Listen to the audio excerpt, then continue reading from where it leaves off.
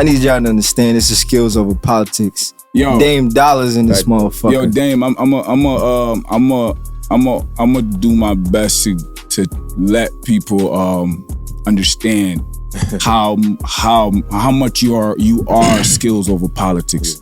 Right. In both realms of your life and what you do. And it means so much to us to have you on the show because you represent that for us. You know what I'm saying? For sure. And it means so much to us to do that. So appreciate you having you joining us on the show today, man. It's all good, bro. It's all good, man. I appreciate y'all having me. But like you said, man, skills over politics. And I've experienced that on both sides. Even as an athlete, you know, I'm the typical underdog story. You know what I'm saying? Right.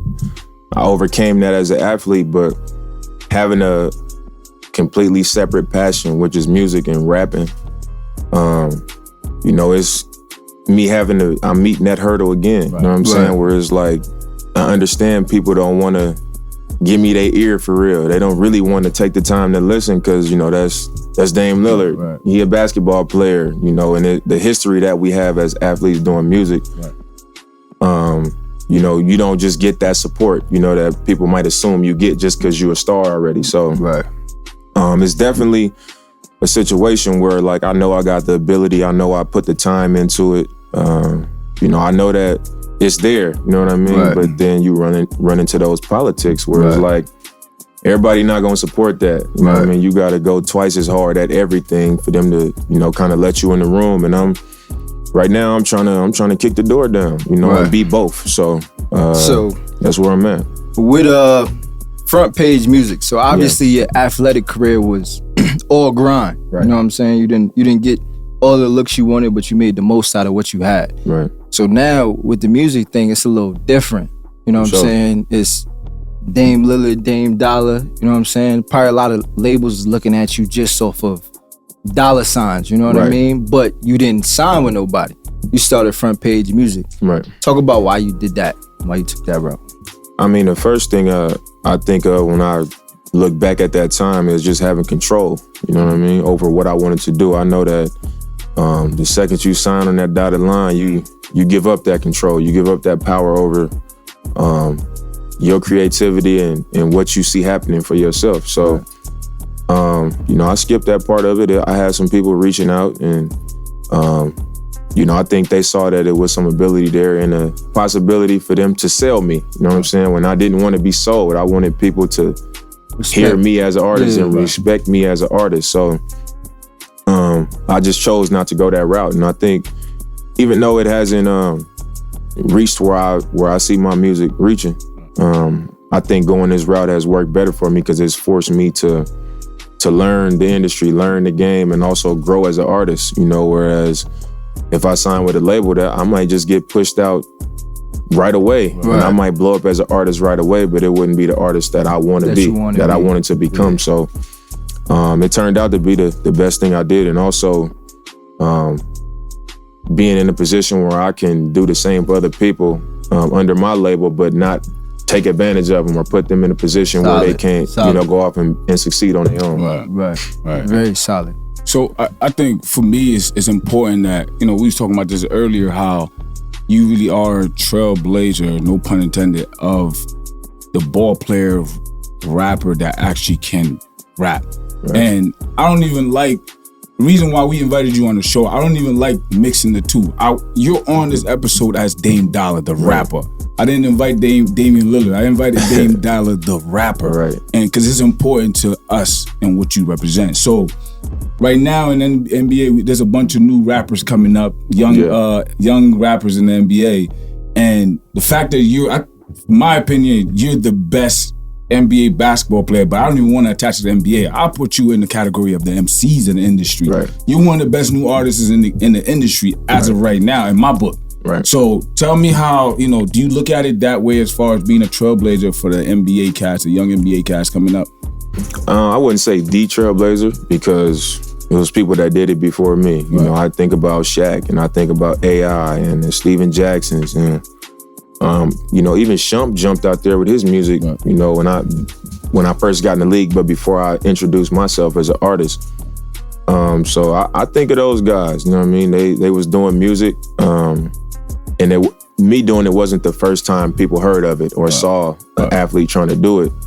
But I do see myself as the one that pushed the line, you know, as an artist, because I went about it like any other aspiring artist would do it. Right. You know, I created the 4 Bar Friday platform and introduced myself. And I went to SoundCloud for 2 years. And then I dropped the album. Then I did the shows. Like my process was like an aspiring artist. I didn't come out and say, I'm Dame Lillard.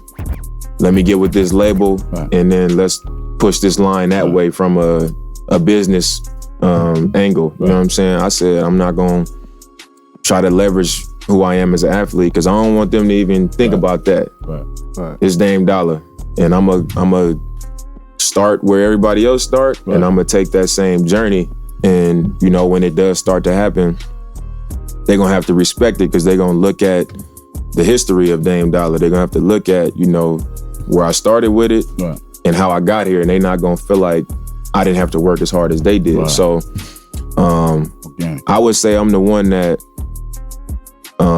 you know, I gave them the blueprint, you know, on how to separate yourself from who you are as an athlete and still take that route and still get people to do it. But what you're seeing now is people just jumping out there with their music. So everybody's really not following it, but I think, you know, I'm gonna be the one that goes that route and take all the bumps and bruises and the naysayers and the doubters and people wanting me to stop and stuff like that. So I'm gonna for the future athletes that will do it. I'm gonna actually be clear about that. And when I talk about like rap, I'm talking about what we do here. Like you really can. Like, I'm talking about bar spitters. Right. For y'all who don't understand what I'm talking about, I'm talking about bar spitters. There's not too many even in the industry that could rap the way Dame raps. And that's what I'm talking about. In the industry, as far as the NBA industry, I haven't seen too many people that can rap. As a matter of fact, I haven't seen, probably on count on one hand, how many people could rap that good, that well, and you know, that dope. So that's what I'm referring to, by the way. Right. So you was talking about, you know, bumps and bruises in terms of kind of laying the foundation for other artists and stuff like that. Speak about the bumps and bruises in terms of growing as an artist. You feel like, you know, what's your experience in terms of your growth? Because obviously you see, you know, how you're perceived. Right. But when you in there by yourself and you curate, and what's the feel? Like, how you feel about that? I mean, it's I'm usually open, you know what I mean? Like, I'm usually in the studio, I'm around Deuce, I'm around my engineer, Nate. You know, I got people around that's almost coaching me, you know what I'm saying? They like my biggest critics, where I might write a song and record it and I'll be like, man, it's hard. And they'll be like, nah, that is cool, but you know, I don't know. You know what I'm saying? They won't be as sold as I am. So like, I would say that's been a big part of my growth, because even when my first album came out, I did like a press run in New York, and I was playing it for people, and they was like, I like it. And I'm, you know, when I'm walking out, I'm like, why they not having the energy liking it how I like it? You know what I'm saying? Yeah, like why they not liking it how I like it? And then when I get 2 albums later, I'm like, now I understand that it wasn't as hard as I thought it was. You know what I'm saying? So it's really just being able to take the criticism and let people challenge you and give you information. So I listen to a lot of music, and I listen, you know, I take the information that they give me, and I'm like, okay, I gotta keep trying this. I gotta challenge myself at this thing, at that thing, and just going through the process that way. Eventually I've gotten better. Like I told y'all in there, when I got to my third album, how I said it was just me and the engineer most of the time. And I was in the room by myself just putting these songs together, and I was comfortable with that. Whereas in the past, I'd be like, man, I wonder, am I doing this right? Is this gonna be cool? You know what I'm saying? I got to that point where it was like, I'm recording the songs and then I'm sending them to them, like, listen to this. And then if they don't really like that one, I'm like, all right, well, listen to this one, because I've received that criticism and I've done that stuff, so I'm not just doing 2 songs and saying these the ones. I'll do 6 of them. And I'll be like, I like all of them, but you know what I'm saying? I was messing around with this and messing. It's like I'm open, so, you you know, I'm accepting what it takes to grow. Right. Just like if I'm working out on the court and they like, man, you pull up good to the left, but with the right, you missing. Right. So you know what I'm saying? I'm gonna address that. So you a staple of that too. When you take the DNA of what somebody tells you, you don't take it personal. And in a super oversensitive society. Right. You know what I mean? I feel like that's very important for everybody's growth because we all need criticism. You know it's the hardest thing to do because especially when you know, if I do something and I think my shit tight, I'm gonna be like, damn, you know what I mean? You naturally almost take offense, but I figured out a long time ago that, you know, even if you don't like what somebody got to say, like if they give you some feedback on something otherwise, then it's an opportunity for you to grow. Because I might show you one thing and you might like it, and he might not. He might have some feedback that I might say, all right. Instead of me challenging that and thinking that, you know, my way is the only way, now all I'm doing is just expanding. You know what I'm saying? All I'm doing is growing. So like, I figured that out a long time ago. So that's my approach. Like whether it's sports, whether it's music, whether it's solid, I'm at home, you know what I mean? Whatever. Not to leave the question of athlete rapper. So you once said you wanted to be MVP and you wanted a Grammy. Right. So you've been doing this for a while. Do you feel like you now know what it takes to do both? Because I'm very curious. It's like, do you do it during the season? Do you do it all off? I read some shit where you was like, I gotta record enough to put it out during the season because it's that long of a gap. So it's like, how is the balance work that you figured it out? The way that's funny you ask, because it used to be I rapped in the summer and then during the season I just cut it off and it's just hoop. Right. But like as I've gotten older, I've figured out how to just balance my time. You know, it don't gotta be one thing or the other. Right. So now it's times where like I'll be on the plane after a road trip on the way home. I'll be listening to beats in my seat on the plane, just writing. You know what I'm saying? Right. And I might hit Nate like, man, can you come to Portland for a few days? We got a few days off. We're just gonna have practice. I can come after practice for like 2-3 hours. And once I figured out that as long as the first thing is first, and I'm making sure that I'm getting my work in, getting my lift in, getting my treatment for my body, like this is life. You know what I'm saying? Like even if I'm not in the studio, I'm gonna be, you're gonna be doing go to the movies, or I might, you know what I'm saying? You're gonna be doing something. So there's nothing wrong with doing this. And I also figured out that like if I say I want to do both, I got to do both. Right. You know what I'm saying? Especially if I got this down already. I got it down. I know what makes me Dame Lillard. You know what I mean? So we even talked about it like, man, you know, people would be mad, but like, what if I just busted out and after a game in Atlanta, I had a show after the game. You know what I mean? Like, win or lose, like this is just what I do.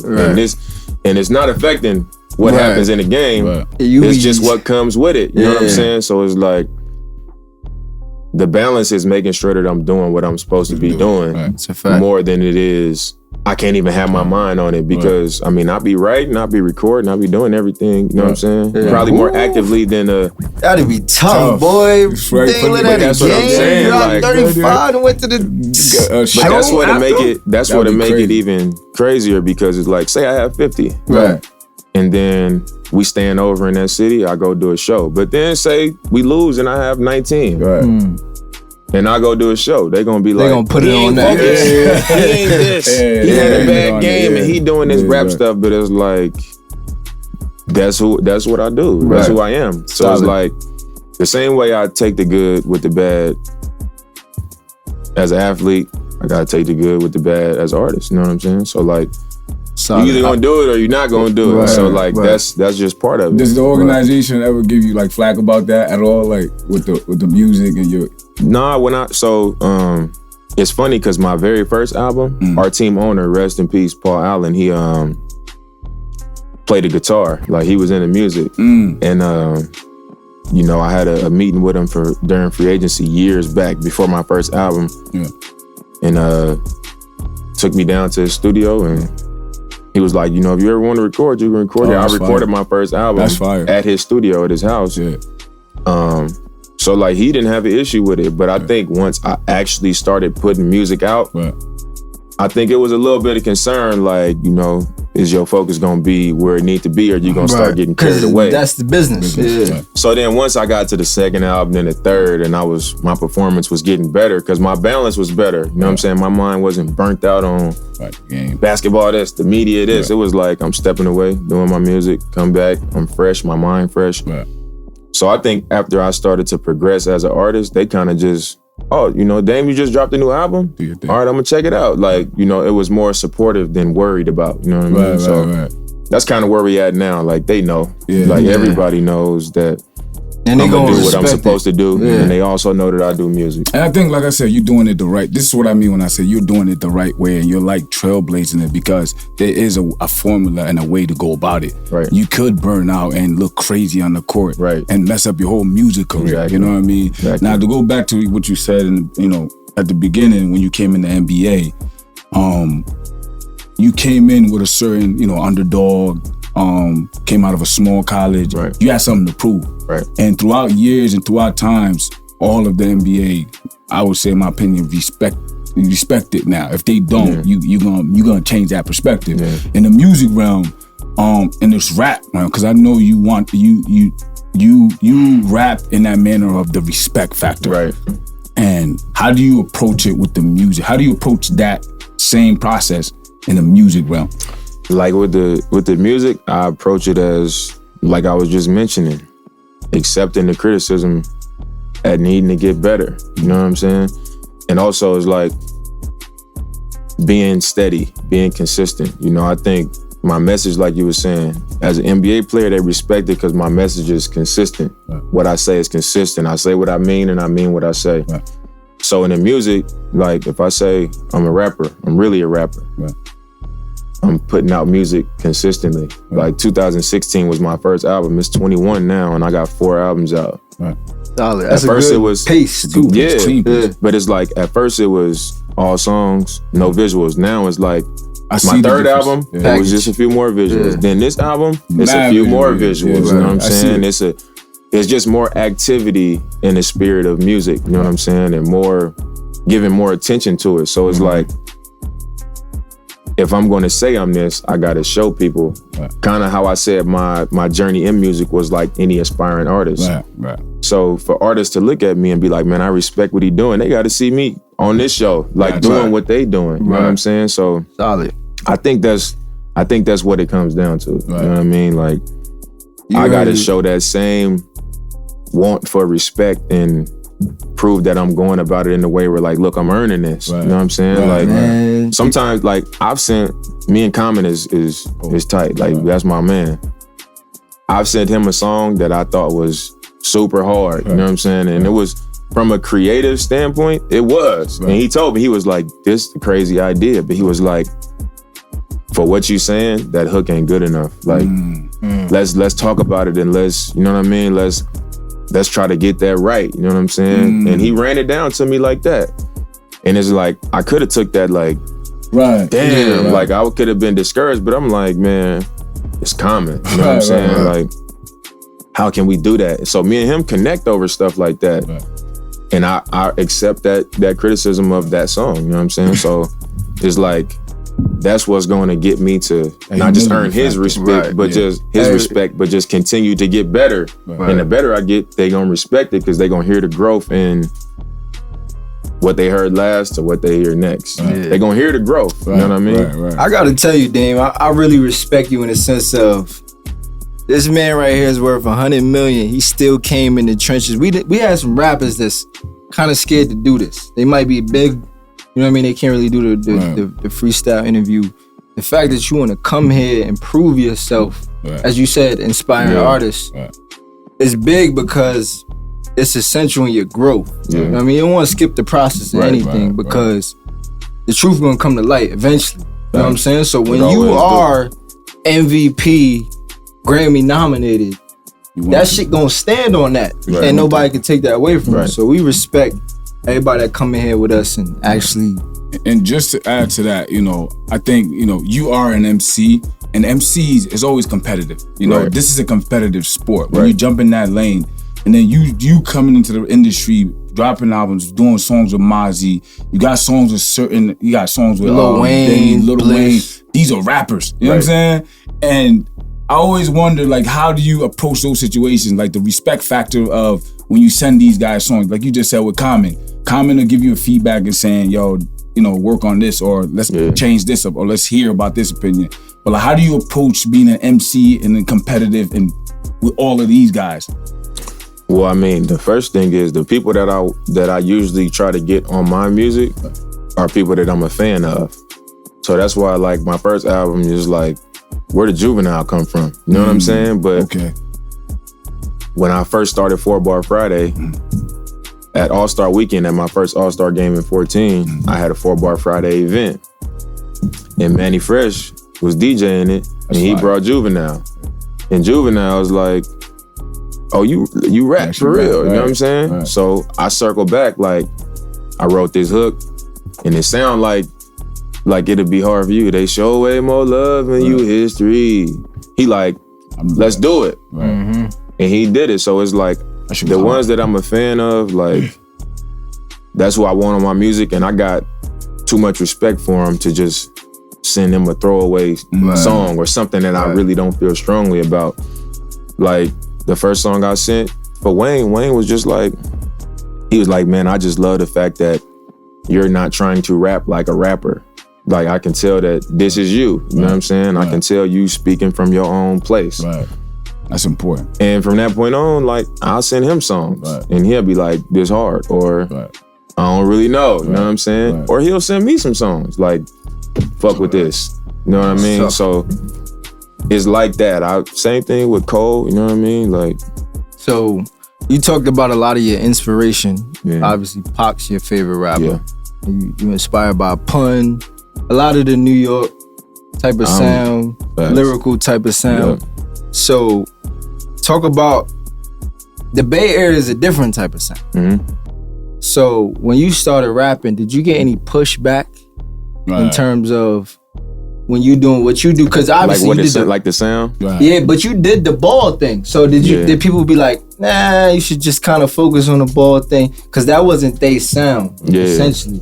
But how did that play into part with your success? No, I mean, like I said, I rap like the music I'm a fan of. You know what I'm saying? Because that's where I get the inspiration to do it from. So like, even the way I rap, like, it's like Mary J. Blige. Like, my mom used to listen to Mary J. Blige like nonstop.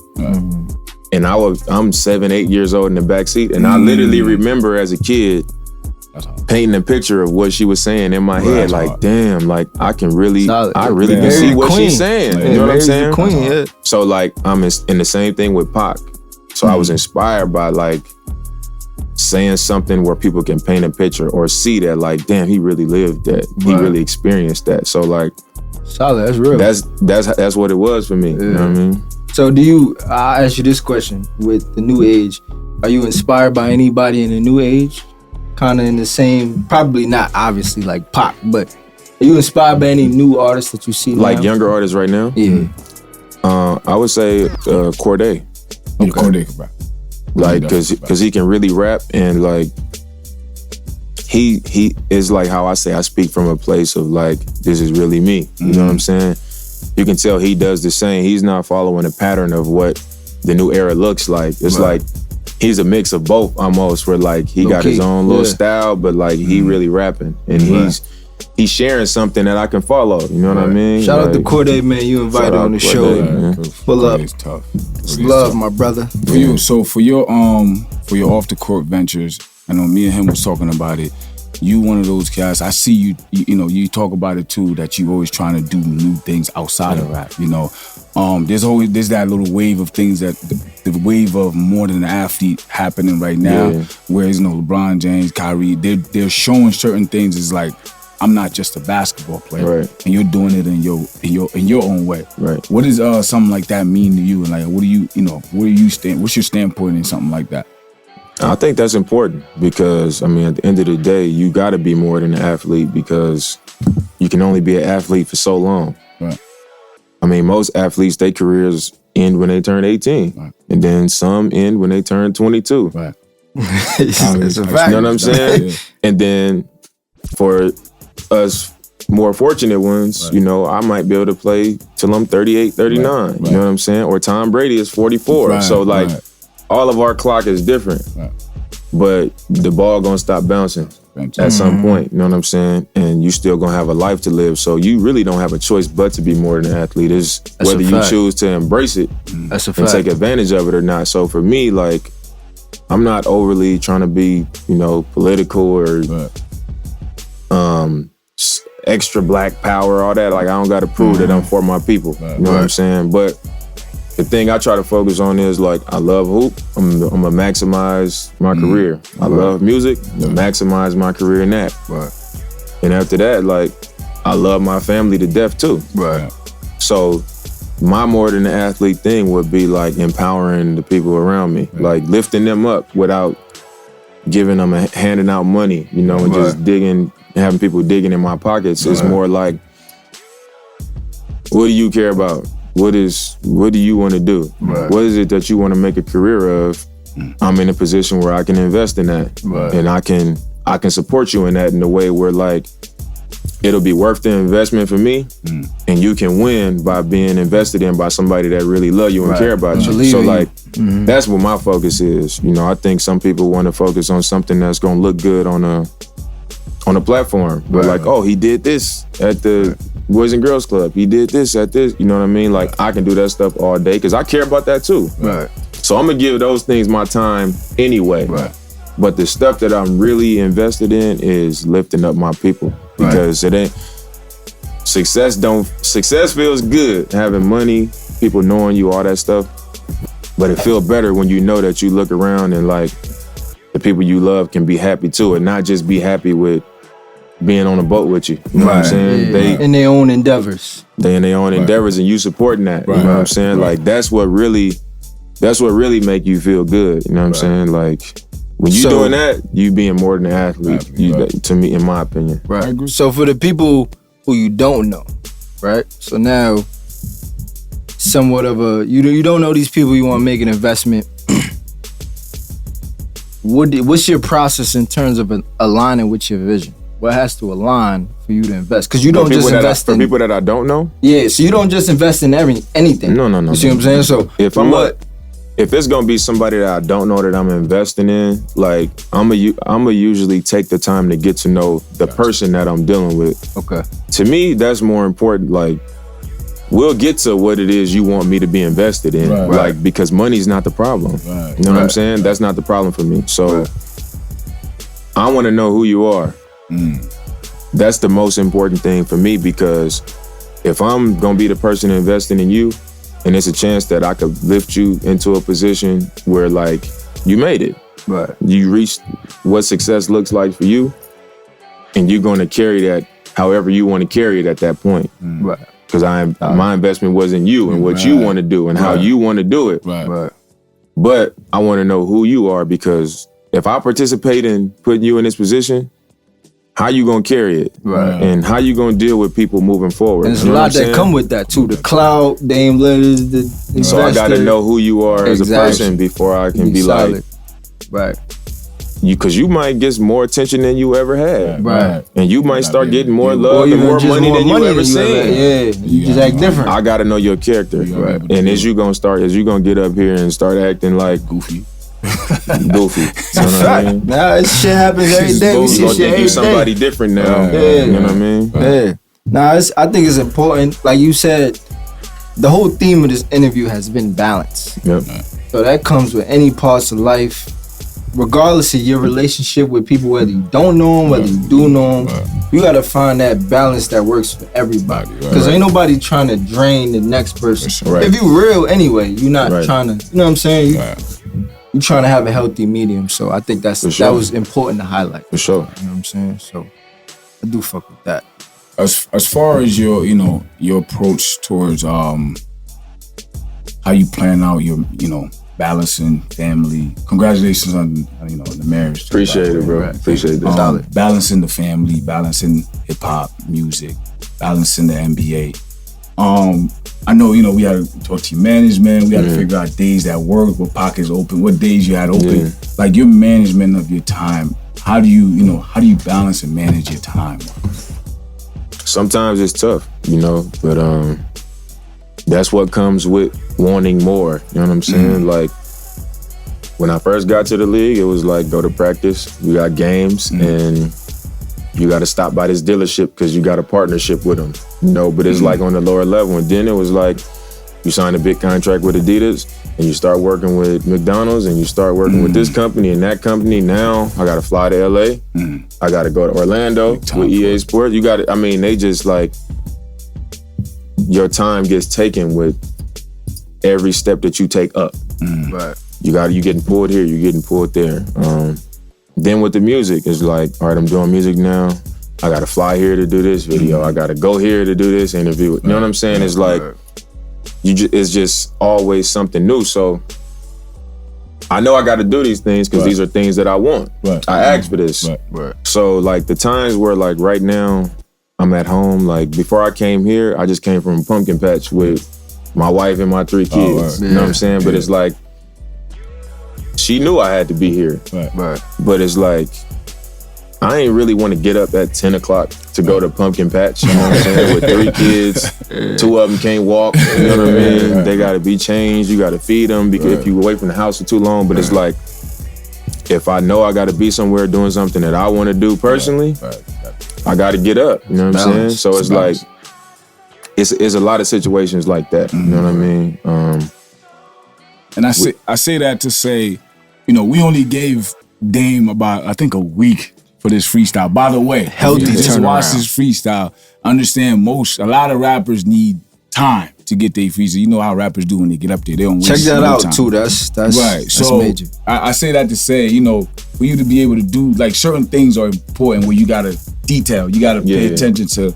And, you know, I just wanted to make sure y'all understand, like, he has a small window of time. And when we put this episode together, he did it in less than a week. Or very respectable.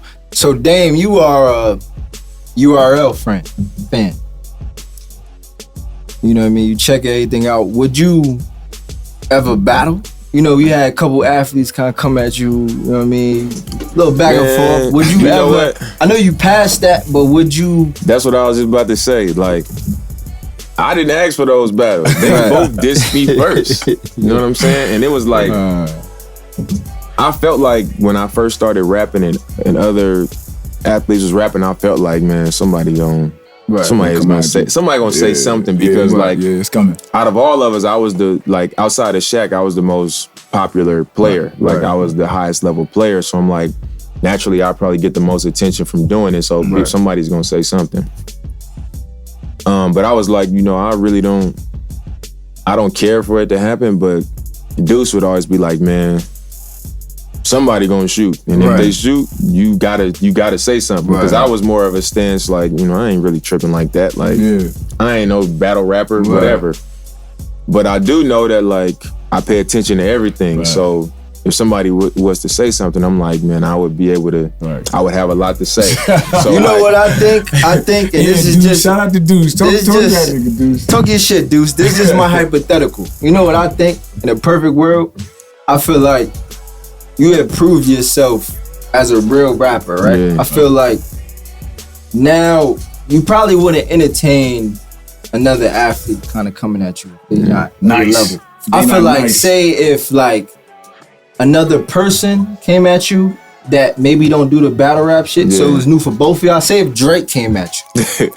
I feel like Dame D.O.L.L.A versus Drake, you can put that shit on pay-per-views, man. And that shit would actually stand on something. That should be crazy. But the thing is, like, this is the thing. I'll finish what I was saying before I get to that. Like, I never intended for that to be something. They came at me first, and I was in a position where I gotta say something. Right. And I also knew, like, this is what people love drama and stuff like this, so it's gonna bring more attention to my music. Right. And that was even bigger case when it was Shaq. Like, it was like, that was like an all-time high for people, like, paying attention because it's me and it's Shaq. So, whatever, that was what it was. Me and Shaq did a shoe out of that. You know what I'm saying? We made a shoe. But, like, in any other situation is like, that ain't really what I'm looking for. You know what I'm saying? Like, that's respectable. That ain't really what I'm looking for. You really trying to climb as a real artist. You're not trying to clickbait nothing. Exactly. And it's like, people would say, "Oh, Drake and Dame is battling." Like, man, Drake, he don't have no real reason to battle me. Right. You know the thing is, though, Drake wanted to do the battle. I don't know if you heard about the Murder Mook. Yeah. He wanted to with him battle. and Mook, they was talking about doing it. He wanted. I feel like he just wanted to do that. I don't feel like that's attached. I think Drake would be good at it because he's so clever. He's you know clever. what I'm saying? That's the Like thing, he's so clever. I think he would be good at it. But like, it really doesn't matter because if you look at like every fight. Where a random YouTube person could say something to you, and that shit could be on pay-per-view just because people love to see drama. And it's like, that's a good point. That's true. I'm not just gonna be, I don't actively participate in drama, so it's like, you know what I mean? Right. And you know, to go back to Drake, I think Drake is so much of the process of hip hop. Like he wants his phase of I went against another MC. Jake wants to be well-rounded. Well-rounded to say, y'all, look at my history. If I did it one time, like Joe Budden. Yeah, I did it. Jumped in that shit real quick. Put it in my resume. I did that already. Right. You know what I mean? And I always look at Joe. You a man of the process. Yeah. You know, you going through a freestyle, doing the sways, doing bars on 95, going and then dropping a fire album, going crazy, doing the next features, doing videos. Like you're going through the process. That's why I wouldn't be surprised. Like I wasn't really surprised you went after Shaq or you went, or they came after you and you responded to I guess Shaq twice, right? Was it twice? Twice, What were you going through as far as like your thought process? Were you laughing at it like, yo, they can't be serious? Or like, what were your thought process when that was happening? I mean, it was really nothing because like we just said, like they both came at me first. Right. So I was like, I'm in a defensive position where it's like, you gotta respond. I gotta respond, but like, I didn't feel like they rapped better than me. Right. So I was never in a position where I was like, damn, what I'ma say. Right. And I also is like, I hang out with my cousins and people I grew up with in my family. You know what I mean? So I'm also not in the mix and around like that. So, or I'm not putting myself out there about everything. So it's really nothing that motivates you to do it. Yeah, it's like you can look up what high school I went to, or you know what I'm saying? But it's really, I stay out the way. You know what I'm saying? So if you somebody that I'm like, all right, wanna come at, I know a lot, like it's a lot to say about you, then it's like, that's how I felt about it. I was like, all right, don't really know like I know where to start. You know what I mean? I do gotta ask you this, and this is I want to clear this up as a possible rumor. The Savage Dame. Is it true that you used to make diss tracks and warm up to it versus the other team? You used to make a diss track towards them and warm up to it? No. So this is how that goes. Cause that's crazy. So when I was in high school, me and two of my other friends, we used to rap. And we recorded a song my junior year and my senior year. So we came out to layup lines to our own music in high school. And one of my friends, whose name is actually Drake, and he rapped better than all of us when we was younger. He still can rap his ass off to this day. He just don't really be rapping like that. He actually on my first project. Solid. He had a verse on one of the songs where he dissed every school. Like in our district, he dissed every school in the song. Oh wow! So that wasn't me. I didn't. That's a hell of a layup line. I'm going crazy. That's the inspired every school in our district. That's crazy. That's the petty I aspire to be. If I was a basketball player, I would diss you and be dunking in your shit. Layup line. Yo, that's crazy, right there. He dissed every school, bro. That's tough. That's fire. That's fire. Tough. Now, as far as I know you're in the culture of rap, and I can see that you appreciate platforms like being able to go and get your shit off. Yeah. What does platforms like these mean to you? What does the bars on I-95 mean, or Dame D.O.L.L.A? Man, they mean a lot. I think just for us being able to sit here and have the conversation, you know what I mean? Like, I've become fans of people when I sit there and I listen to them talk and hear what they got to say, and then hear them rap, because now I can put their story together. I can understand better where they're coming from when I hear their music. So I think it's necessary, man. If you don't have platforms like this, like, you don't know if somebody's actually rapping. You know what I'm saying? You don't know where they come from. You don't know how they think, how they feel about certain things, or what's their angle when certain shit take place. Right. And a lot of times I watch interviews, even athletes and entertainers that aren't rappers. You know what I'm saying? I like to hear what they have to say. So like platforms like this definitely necessary, man. Solid, like you gotta man. have them. Solid. That's what we stand for. Right. You know what I mean? And I feel like these platforms know, like, man, we can't just be up here having no random ass weird interviews without telling me. Do that. Right. So y'all gonna ask the questions, like, man, you know, y'all had a fight at the award show. Like, what happened? You know what I'm saying? We really want to know what happened from them. So, you know what I mean? Yeah, for you to spew it out your own mouth, though. We don't have we're not molding none of that story. We want you to tell it how you want to tell it. Right. When you ready to tell it. That's not what we do. We don't look for headlines. This is a conversation. You know, I was telling you before, we've been wanting to set this episode up. Yeah. Shout out to MCRE, you know, your 4-Bar Friday. I think you're one of your champions or whatever the case may be. And he was able to connect me with Deuce and for us to put this episode together. Shout out to 4-Bar Friday. It's a solid platform right there. And I love the fact you continue doing that. You know, Dame, continue doing what you do. You know, we wanted to come down here. We came all the way to Portland. Y'all came all the way to Portland.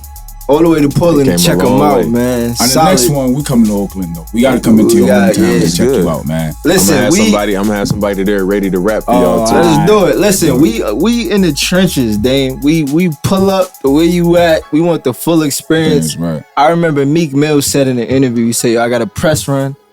I don't be wanting to come out to all of this stuff. I'd rather somebody come out to my city. To my city, see how I live. If you want to interview me, we do that here at Boston. I see, man. I see. So we greatly appreciate you joining us, man. I appreciate y'all, man. Listen, man, Bars Iron 95, man. This is the home of the heavy bar spitters. The #1 rap show on the East Coast. Y'all know what we do, man. Rappers come here, the energy is a little bit different, man. Dame D.O.L.L.A, Dame Tom. You know what's up, What's up, man? Checking out. Subscribe now.